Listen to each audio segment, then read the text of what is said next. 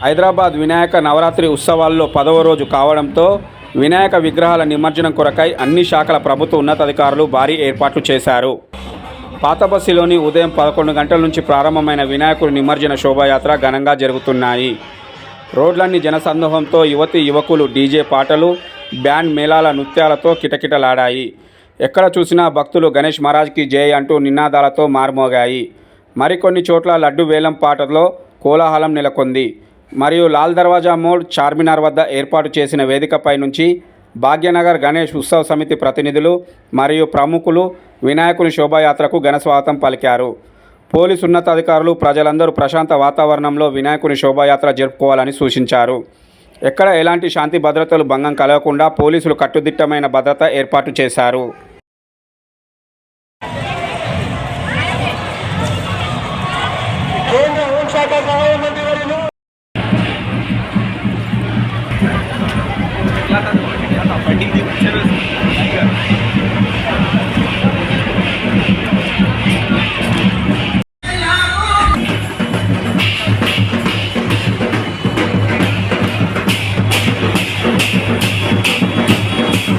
ఏవైతే వాహనాలు ఇంకా రోడ్డు పైన ఉన్నాయో అవన్నీ నెక్లెస్ రోడ్లో తరలించి అక్కడ దాన్ని అక్కడ స్టోరేజ్ లాగా ఒక ప్లేస్ మేము ఎన్నుకున్నాము.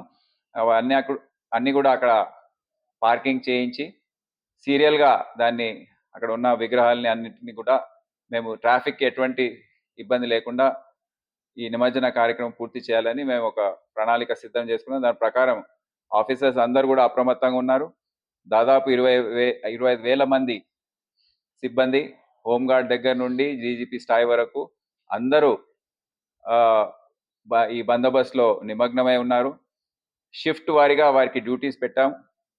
ఉదయం ముఖ్యమంత్రి గారు కూడా వచ్చి సూచించారు.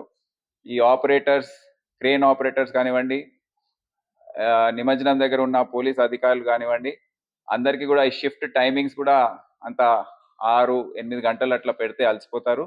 ఒక 4 గంటలు 5 గంటలు పెట్టాలని వారు సూచించారు. సో దాని ప్రకారమే మా ఆఫీసర్స్ అందరు కూడా తయారయ్యి ఆ ప్రణాళిక అంతా సిద్ధం చేశారు.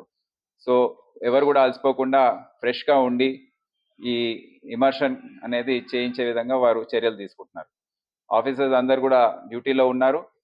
షిఫ్ట్ వారీగా వారు పనిచేస్తున్నారు.